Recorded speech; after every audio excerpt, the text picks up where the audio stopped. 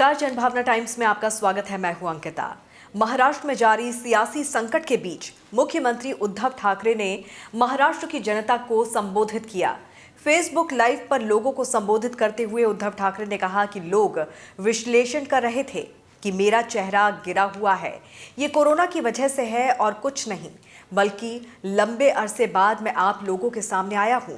बोलने के लिए बहुत कुछ है मेरे पास। प्रशासन का अनुभव नहीं था, कोरोना जैसी चुनौती सामने आई, कोरोना से कैसे बचना है ये बताया। उस वक्त तो जो सर्वे हो रहे थे, टॉप 5 मुख्यमंत्रियों में महाराष्ट्र के मुख्यमंत्री का नाम शामिल था। उन्होंने कहा कि पिछले 3-4 महीनों से किसी से मिलना संभव नहीं हो सका था और मैंने अभी हाल ही में लोगों से मिलना शुरू किया है।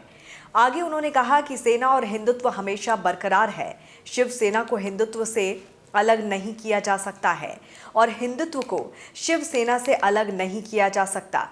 शिवसेना कौन चला रहा है? मुख्यमंत्री मिलते क्यों नहीं? मैं खुद नहीं मिल रहा था क्योंकि मेरी सर्जरी हुई थी।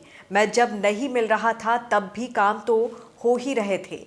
उद्धव ने कहा कि मैं मुख्यमंत्री पद से इस्तीफा देने के लिए तैयार हूं, लेकिन आप मेरे सामने आकर बोलिए सब कुछ। एकनाथ शिंदे पर भी निशाना साधते हुए उन्होंने कहा कि एकनाथ को सूरत जाकर बात करने की क्या जरूरत थी। कुछ लोग कह रहे हैं कि ये बाला साहेब ठाकरे की शिवसेना नहीं है। बाल ठाकरे के गुजर जाने के बाद 2014 में हम अकेले लड़े थे।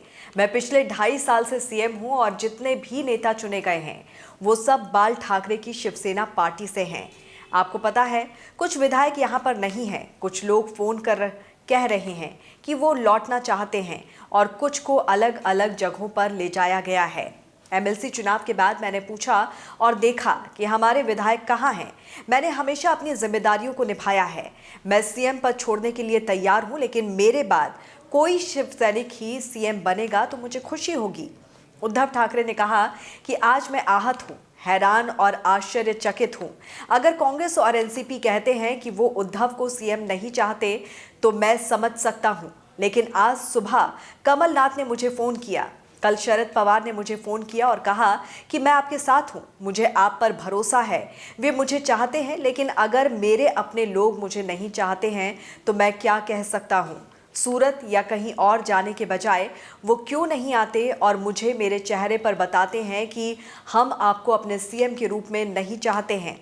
अगर वो ये कहते हैं कि हम उद्धव ठाकरे का इस्तीफा चाहते हैं तो मैं दूंगा। मैं इस्तीफा देने के लिए तैयार हूं और राजभवन जाने के लिए भी तैयार हूं।